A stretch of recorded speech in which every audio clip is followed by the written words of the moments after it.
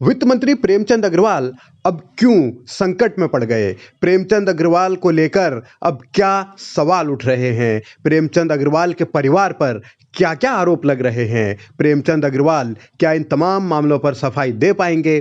प्रेमचंद अग्रवाल को लेकर पहले से ही बहुत सारे विवाद जुड़ते रहे हैं और अब एक और नई शिकायत, नया आरोप प्रेमचंद अग्रवाल पर लग रहा है। उनके खिलाफ हल्ला कांग्रेस ने बोला है। एक संपत्ति है जो कि बद्रीनाथ हाईवे से लगभग 50 मीटर की दूरी पर है और उस संपत्ति को इनके पुत्र, जो कि जिनका नाम है पीयूष अग्रवाल, उन्होंने संपत्ति खरीदी है।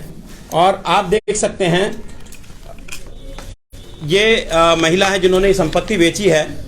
उन्होंने एक जगह पर, एक कोने पर खड़े होकर ये फोटो ली है। ये लगभग 200 गज की संपत्ति है और ये खाली भूमि दिखाई हुई है। आप फोटो में तो देख सकते हैं खाली भूमि है। अभी मैं आपके पास आऊंगा फिर दोबारा से। और इसमें विक्रय पत्र में भी लिखा है निर्माण क्षेत्र निर्माण नहीं है। और अगर आप मौके पर जाएंगे तो वहां पर इनका ही पुश्तैनी घर, ये लगभग मैंने, क्योंकि मैं खुद देखने तो गया था लेकिन क्योंकि नाप नहीं सकता था, वहां पर नाप नहीं पाया, लेकिन लगभग 200 गज के आसपास या 150-200 गज के आसपास ये मकान बना हुआ है ऑलरेडी।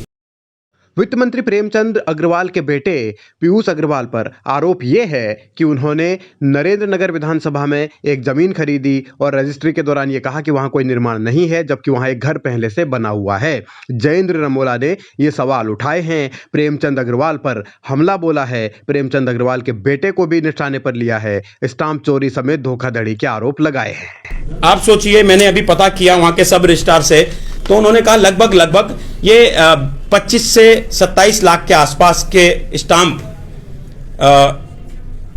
कम लगाए गए हैं, यानी कि स्टाम्प चोरी की गई, स्टाम्प चोरी करने का ये मामला है। आप खाली रेवेन्यू की खाली जमीन लगभग वहां पर है 13.5 से 15,500 के आसपास। अगर 50 मीटर के अंतर्गत है तो 15,500 जो सर्किल रेट है, और अगर 50 मीटर से दूरी है तो लगभग 13,500 के आसपास है। और 17 से 18,000 बने हुई बिल्डिंग पर है जिसपे लेंटर पड़ा हुआ है। तो आप जोड़ 17,000 इंटू वो कर सकते हैं आप कितना वर्ग मीटर के हिसाब से है।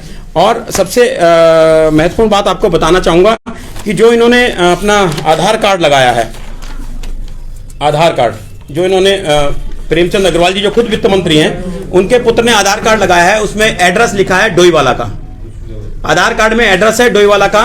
और अगर आप रजिस्ट्री चेक करेंगे तो रजिस्ट्री में ऋषिकेश का एड्रेस है, तहसील ऋषिकेश का एड्रेस है। तो कहीं ना कहीं ये 420 का भी मामला है। लाखों के स्टाम्प चोरी के साथ साथ 420 का आरोप जयेंद्र रमोला ने प्रेमचंद अग्रवाल के बेटे पर लगाए हैं। जमीनों की खरीद फरोख्त के मामले में इससे पहले भी कुछ शिकायतें हुई हैं प्रेमचंद अग्रवाल को लेकर, उनके परिवार को लेकर, लेकिन इस बार हमला उनके बेटे के सहारे वित्त मंत्री प्रेमचंद अग्रवाल पर बोला गया है। सवाल यही उठाए गए हैं कि इंसाफ कैसे होगा, जांच कब होगी? क्योंकि वो जिस भूमि को खरीदते हैं वो भूमि में पहले से ही निर्माण हुआ होता है, उसमें मकान बना हुआ है, जबकि वो रजिस्ट्री में ही दिखाते हैं कि वो भूमि खाली है। तो मैं माननीय मुख्यमंत्री जी से कहूंगा क्या, और माननीय प्रधानमंत्री जी से कहूंगा, क्या ईडी विपक्ष के दलों के लोगों के लिए है? क्या ईडी आपके मंत्रियों के लिए नहीं है, आपके मंत्री पुत्रों के लिए नहीं है? क्या ईडी सिर्फ और सिर्फ उन लोगों के लिए है जो सरकार के पक्ष में नहीं है, सरकार के विपक्ष में? तो मैं मुख्यमंत्री जी से भी मांग करूंगा आपके चैनल के माध्यम, और मंत्री जी से भी कहूंगा कि आप जो बड़े बड़े करोड़ों रुपए के होर्डिंग्स सरकार के पैसे से लगा रहे हैं, क्या वो कार्रवाई करेंगे अपने पुत्र के खिलाफ? विधानसभा बैकडोर भर्ती को लेकर प्रेमचंद अग्रवाल पहले से ही निशाने पर रहे हैं। कई बार सरकार भी उनकी वजह से असहज हुई है। कई बार चर्चा यह भी होती रही है कि प्रेमचंद अग्रवाल की कुर्सी आज गई कल गई, लेकिन अब तक ऐसा हुआ नहीं। हाँ, अब यह जमीन से जुड़ा विवाद, उनके बेटे से जुड़ा विवाद एक नया बखेड़ा खड़ा कर सकता है। ऐसे में सवाल यह है कि प्रेमचंद अग्रवाल इस मामले पर कोई सफाई देंगे या फिर चुप रहना ही बेहतर समझेंगे।